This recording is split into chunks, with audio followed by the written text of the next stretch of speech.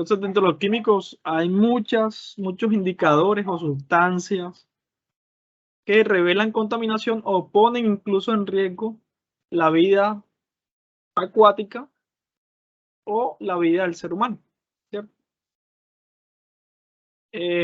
Bueno, pH, hay algunos que están pH, vamos a ver pH, acidez, alcalinidad, dureza, nitrógeno, fósforo, azufre, oxígeno disuelto. Estas propiedades químicas, bueno, tienen que ver ya con sustancias químicas y su comportamiento en medios acuáticos, ¿verdad? Entonces, esto sería muy complejo. De hecho, podría ser un curso solamente incluso para un par de parámetros. Acá lo vamos a ver de manera resumida y su importancia en la calidad de agua, básicamente, para qué se mide alguno de estos parámetros. ¿Listo? Y mencionaremos cómo sería o cómo se determinan en laboratorio. Mencionaremos. Entonces, bueno, hay algunos dentro de los parámetros químicos, hay unos que pueden o se pueden clasificar en los indicadores, ¿sí? Que su presencia revela algo, o propiamente midiendo las sustancias, sus concentraciones y su efecto. Bueno, sus concentraciones y las asociamos a unos efectos, ¿verdad? Dentro de los indicadores, pH, acidez, alcalinidad, conductividad, también acá, que ya lo hemos visto, también la conductividad puede verse también como un indicador. ¿Listo? La dureza, dentro de las sustancias químicas, por ejemplo, hierro y manganeso, algún contaminante en particular, plomo, pesticidas, y estos que son muy importantes. Creo que ustedes han escuchado DBO, ¿verdad? Eso es muy común, eso de hecho, o no, DBO, demanda bioquímica de oxígeno, o demanda química de oxígeno en otras materias o no. Sí, señor. Sí, ¿verdad? Bueno, de acá vamos a mencionar el concepto, listo, y pues en este curso la idea también es que se puede profundizar esa parte. Bueno, lo primero, el pH, este indicador mide como la intensidad de un agua a ser ácida o la intensidad asociada a la acidez o a o a la alcalinidad del agua, ¿verdad? Entonces, ahí nos mide, acá hay una escala de 0 a 14, ¿cierto? Generalmente, eh, neutro es 7, alcalino o básico es tendiendo hacia el 14, o sea, donde 14 es más alcalino, y de 7 hacia 1, pero va tendiendo a ser ácido, donde el 0 y 1 son los más ácidos. ¿Listo? Esta puede medirse en campo o en laboratorio con instrumentos electrónicos, por ejemplo, un pHímetro o multiparámetro. Ese, como lo han mencionado ustedes, está en laboratorio, simple, fácil. Les reitero que para usarlo debe calibrarse, ¿cierto? O sea, no es que voy a tener ese aparato y siempre Sí, hay voy a una medir. solución, el buffer, para medirlo hasta 4 y luego a 7 y ya hay calibrado, pues se empieza a medir, ¿no, profe? Exactamente.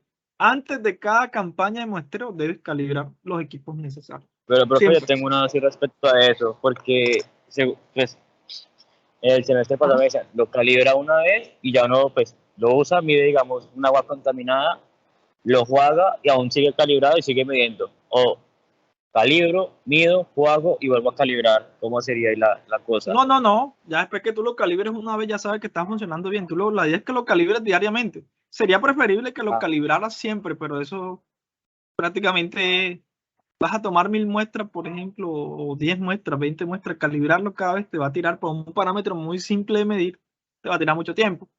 Sería lo ideal calibrarlo cada muestra, pero no, no es necesario. O sea, con que lo calibres listo. antes del muestreo está bien. En todo caso, yo te sugiero, en acá voy al fin de que tú mires estos protocolos del IDEAM. De todas formas, ¿vale? Acá está, digamos que para toma de muestras, ¿qué hay que hacer? ¿Cómo hay que conservar las muestras para que no reaccionen desde que tú lo lleves de tu toma de campo al laboratorio, generalmente te piden una refrigeración. También como la forma en cómo tú tomas la muestra, si vas a medir, por ejemplo, oxígeno de suelo, tiene que ser el agua, la toma sumergida, etcétera, etcétera. En ese caso, creo que en estas guías te dicen cómo hacer ese proceso. ¿Listo?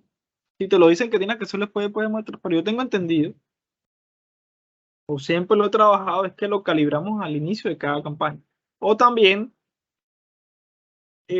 para ya responder más concretamente, digamos, tu pregunta, es mirar en las recomendaciones del fabricante del equipo.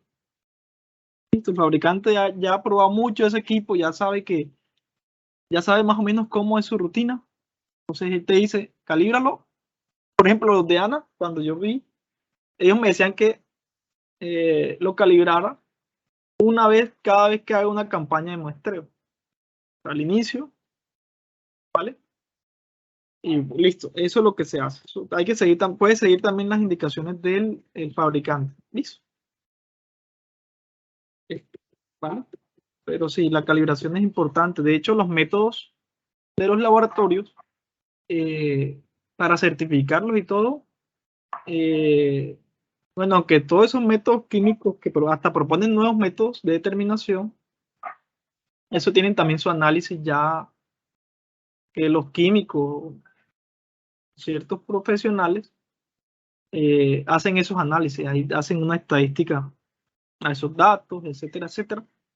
Y los laboratorios tienen que estar, de hecho, con sus instrumentos y los métodos, ellos le llaman métodos como estandarizarlos y evaluar que efectivamente funcionen. Por ejemplo, ustedes van a abrir un laboratorio, ustedes necesitan que alguien que sepa el tema haga las estandarizaciones y que ya determine antes de funcionamiento del laboratorio que todas las técnicas están funcionando con base en tal cosa. O sea, hay que como regular esa parte. Eso también tiene un trabajito ahí que hay que hacer, ¿vale?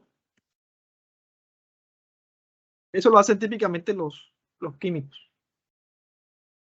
O incluso los que se especializan en esa rama o los que tienen mucha experiencia o han trabajado y se han entrenado en esa parte.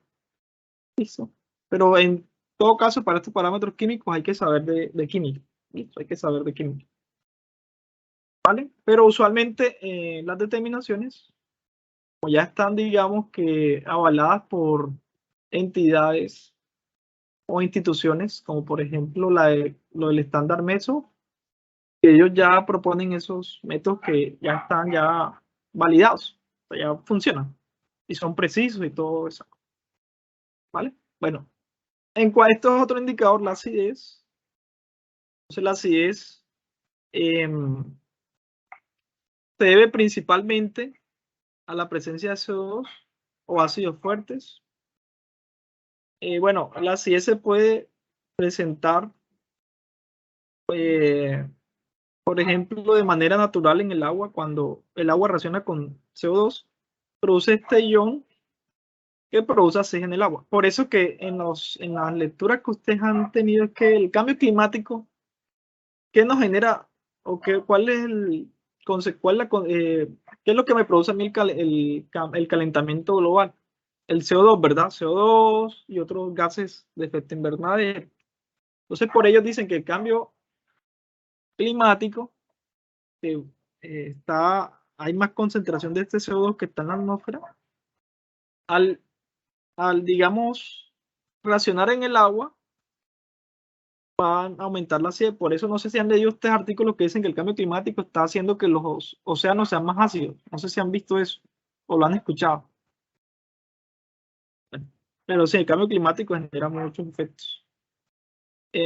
Las fuentes de CO2 en el agua son principalmente la atmósfera, ¿cierto? Hay un intercambio gaseoso entre la interfaz agua-aire, donde el CO2 puede llegar al agua, y también la respiración biológica.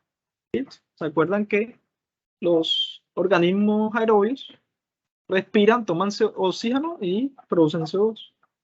¿Vale? Que los organismos pueden estar en las fuentes de agua. Y ya esta acidez, bueno, la acidez indica aguas ácidas, es decir, pHs altos o pHs bajos. ¿Cuáles de esos dos indicaría la acidez? ¿O cuál estaría asociado con pHs altos o con pHs bajos? Miren aquí. La acidez estaría con pHs bajos o con pHs altos, según la gráfica.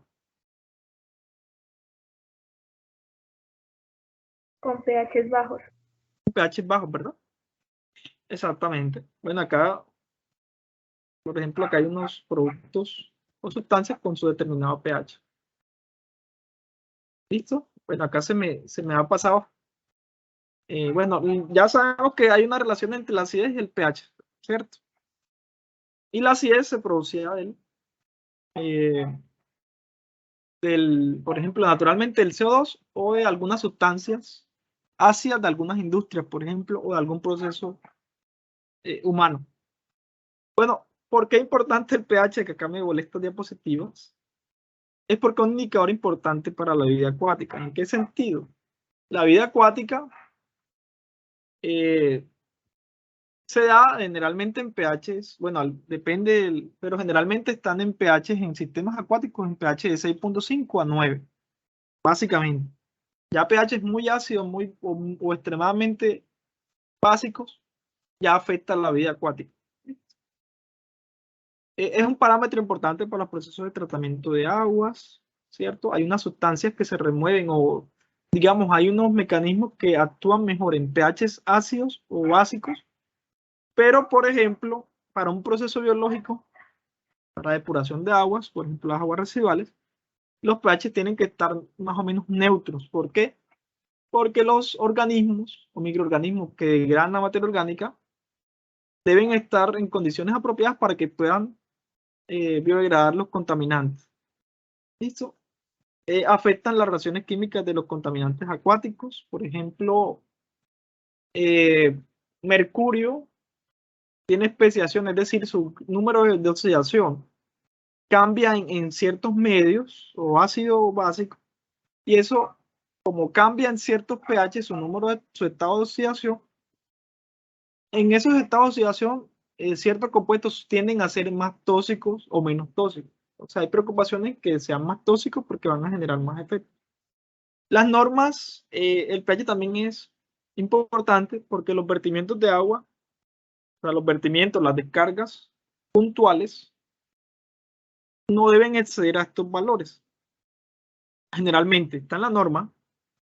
Cuando puedo enviar un agua residual a un medio receptor con pH muy ácido o muy alcalino, porque estoy matando las especies. ¿Listo? Y también pues que hay algo de contaminación que está ahí asociado. Generalmente la corriente de agua tiene un efecto tampón o buffer, ¿cierto? Por eso ustedes miren el pH del río Magdalena, al ser grande y al tener iones como bicarbonatos, ellos pueden reaccionar muy bien con los ácidos o muy bien con las bases, es decir, lo neutraliza, tiende a neutralizar el agua. Por eso el agua no es muy ácida ni muy alcalina. Bueno, este es un link recomendado. Este es un curso que está en YouTube, de hecho, de la UDEA, de Antioquia. Bueno, ahí les estoy en las diapositivas colocándoles esos. Bueno, ahí les mencioné la acidez, ¿verdad? Y que se puede producir de manera natural por la presencia de CO2.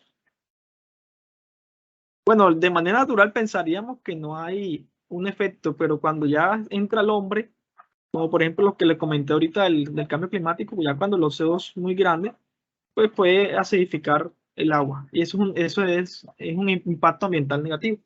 También las industrias, ¿cierto?, que no tratan sus aguas. Obviamente para eso se tratan las aguas. ¿Qué pasa con las aguas muy ácidas?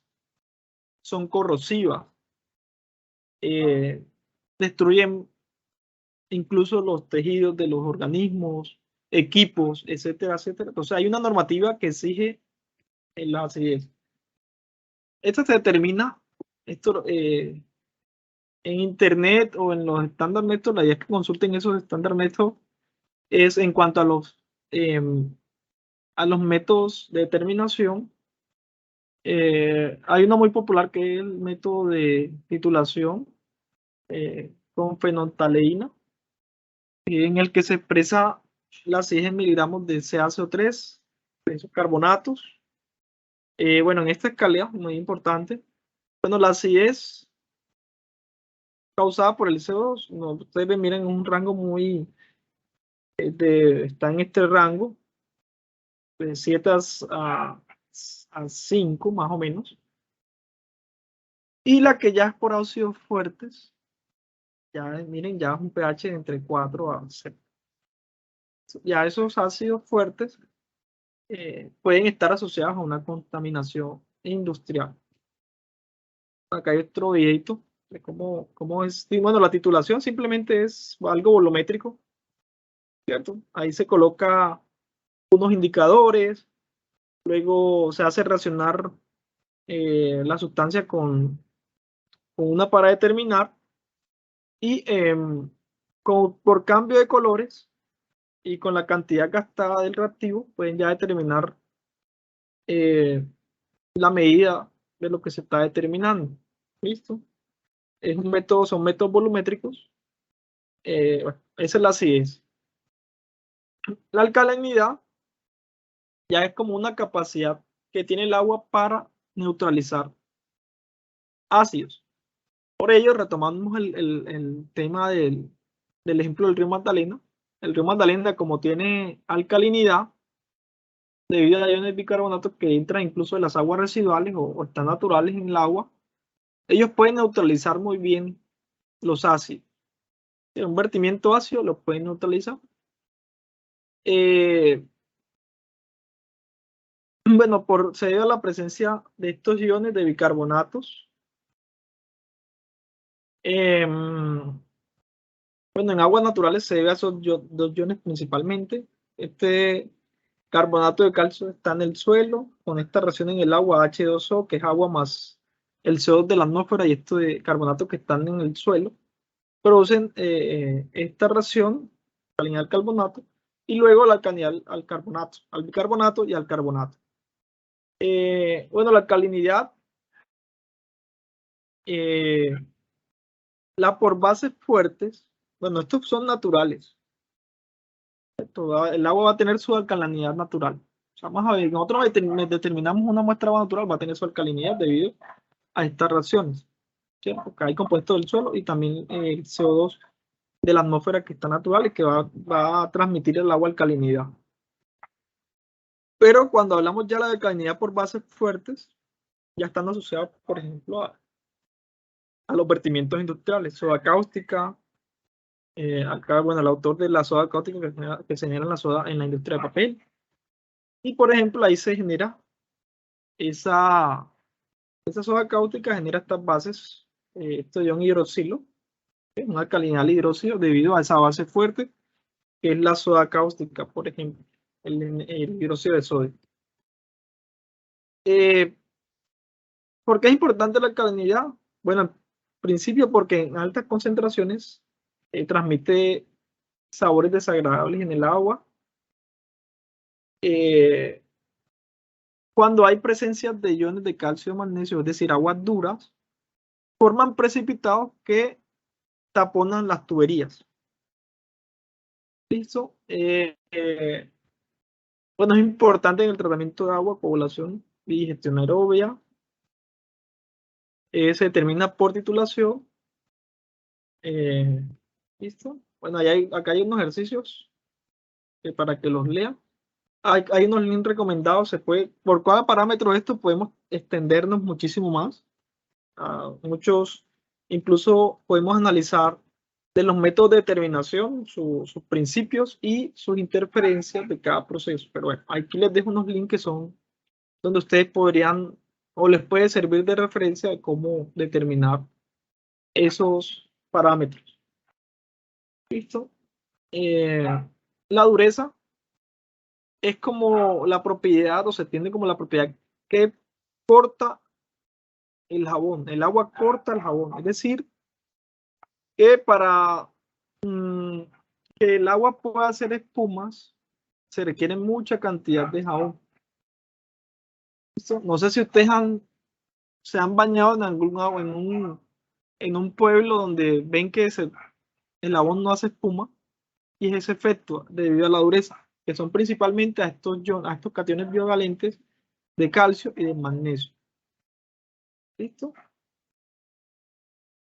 Bueno, naturalmente, esos iones de calcio van a estar, por ejemplo, esta reacción del agua más el CO2 atmosférico más este carbonato, que es del suelo, va a producir este ion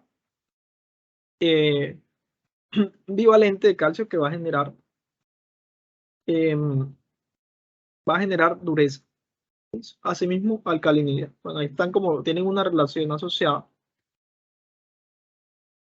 Bueno, la importancia es que generan problemas de formación de jabón. No está asociado, digamos, su efecto tóxico. O sea, no es tóxico, pero sí genera problemas de formación de jabón. Gastamos mucho más jabón.